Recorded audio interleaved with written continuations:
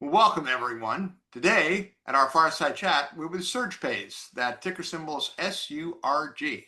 I'm your host, John Roy. I cover technology here at Water Tower Research, and today I'm joined by Brian Cox. He's the president and CEO of Surepays.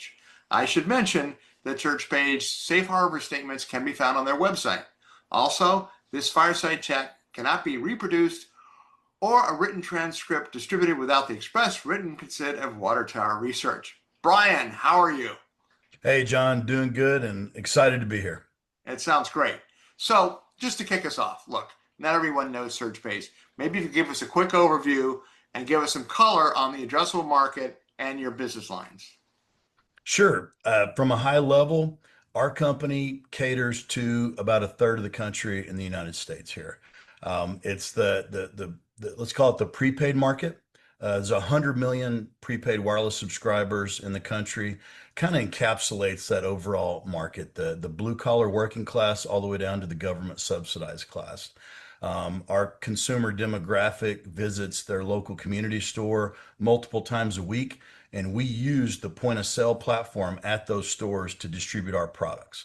Our products range from prepaid wireless, subsidized wireless, other third-party payment mechanisms to help folks pay their bill at that store that's closest to where they live. And look, we've recently integrated through a contract with AT&T. So now we're in MVNO. And what we've been talking about is that the MVNO market in the United States is 30 billion last year, 2024, projected to be almost 53 billion in the next 8 years. So we want to ride that wave, and we want to do so at a grassroots level, right in the neighborhoods where our target market lives. Now, your distribution system is about 9,000 retail points now, roughly. Yeah, and that's one of the growth focuses of our company. If you want to look at these entrepreneur-owned stores, and this could be anything from a gas station to a community market, a Hispanic store, depending on the type of neighborhood, but it is that community store, usually on the corner, within walking distance of neighborhoods that fall into this category. And what we find is even through government studies, which ironically came from the USDA, looking at the health of folks in various socioeconomic classes, is that our target market visits that community store 4 to 5 times a week, especially the cash driven folks who their security is the cash in their pocket each month. And as that depletes, they don't just go to Walmart or Target once every 2 weeks. They constantly visit the store. So understanding our customer base and then understanding our clients, which are really our partners who are behind the counter working as clerks in these stores, our whole distribution mechanism is geared around helping these store owners make incremental money through transactions for products we provide, creating more foot traffic, and then helping them help their community and making money doing so. So we have 9,000 of these stores right now.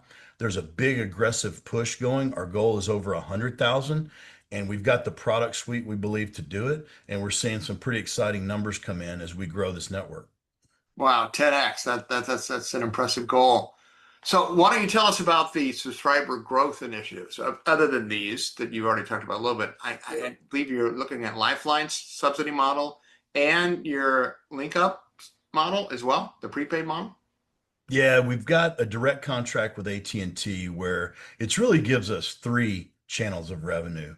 One would be our prepaid brand, Link Up. So we've got some really aggressive rates providing it through the AT&T network, similar to Cricket, Boost, Metro PCS, some of the other prepaid companies out there that you may see commercials on TV. That's our Link Up channel. You've also got our government subsidized channel. That's our Torch wireless channel. We really seeing some great numbers coming from the Lifeline side. Lifeline, for those that don't know, Lifeline's a program that was created by Reagan in the 80s. And what it does is if you're on any government subsidy program, food stamp, Section 8, veterans pension, Medicaid, then you qualify for a free connectivity. Now it's evolved over the years to free wireless service, limit one per household. And it's a really good program for us. So we've got that subsidized program. And just backstory for those who have been following us, when the ACP program ceased being funded last June, we retooled that entire platform that built that $120 million of revenue, and refocused it and re-geared it into the Lifeline program. So we're seeing some really exciting things coming from the Lifeline program right now, very similar to the scaling we saw in ACP. The third channel that was created from our AT&T contract is it's actually, to put it at layman's terms, our ability to wholesale to other wireless companies. AT&T only lets a select few companies integrate directly with them. Since we already had a platform not only for maintaining customers, the CRM, we also have a platform for taking payments and doing transactions at the store, which is the Surepays platform. So they asked us if we'd be interested in working with integrating other third parties, in some cases our competition. And yeah, so we've rolled that out as well. We've got 3 MVNOs now on our platform doing activations through our contract. So really, really exciting things that we're seeing right now. It's exciting numbers coming in, and we're kind of managing the lightning hair on fire right now. Maybe you can highlight some of those numbers, obviously public information, uh, to how well you're doing and why are you so confident in your revenue guidance? Well, we're confident in the revenue guidance because the team that we've put together, we've got a really unique team. And I tell people, in my opinion, it's by far the best team that's ever been assembled in prepaid. I'm obviously biased, but the reason I say that is because you've got guys like me and the team that I brought to the table, which did a couple of $1 billion in prepaid. You've got an acquisition that we did a couple of years ago. We brought that entire team and we kept all of those entrepreneurs that built that platform to billions of dollars of revenue. And we recently hired, a sales executive last year that also built a company into the hundreds of millions of dollars of revenue. So in our market, if you look at it, we're in the telecommunications market, but in that prepaid niche market, prepaid wireless really has only been around since 2009 at a really explosive level. So you're talking about what, 15, 16 years. So we're kind of a new industry. It's a small knit industry. So when you have what we call in our war room known revenue, you have people who bring network of sales with them because they have a master agent hierarchy that they distribute through. So as we bring these folks on, they bring their own network of stores on. We know the sales that we're going to hit, and we're watching that right now. As a matter of fact, one of my went to my it's I don't mind being wrong when I was off on our sales numbers, and they're exponentially more than what we had projected and anticipated.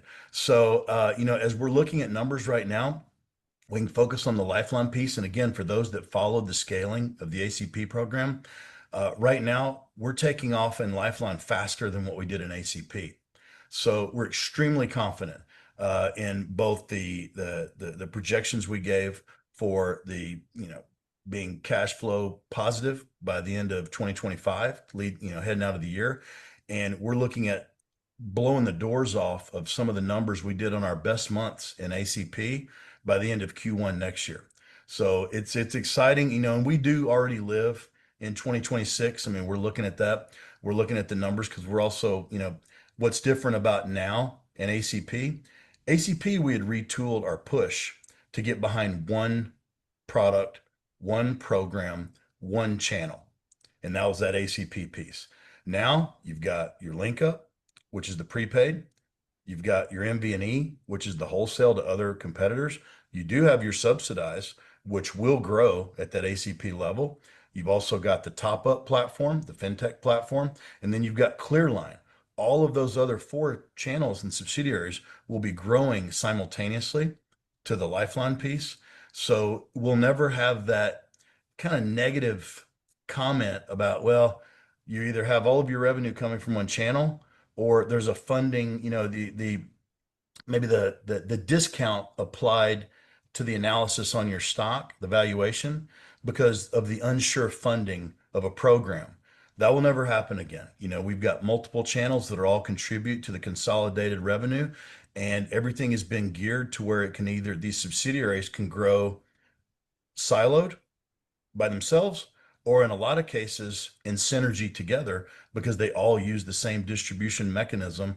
But however you get in the store, whatever, whether it's signing up with a chain of stores or someone pulling a door one at a time, depending on what the lead product is in that area, we're seeing growth in all five channels. So yeah, it's exciting. Like I said, it's there's long days right now, but when you get to see numbers to the minute and you get to see these sales just tick, tick, tick, and we know how many customers we have to have at a certain level to get back to profitability, and we appreciate the profitability and what comes with it and what that enables us to do as a company. From top to bottom right now, it's a lot of excitement and electricity at SurgePays.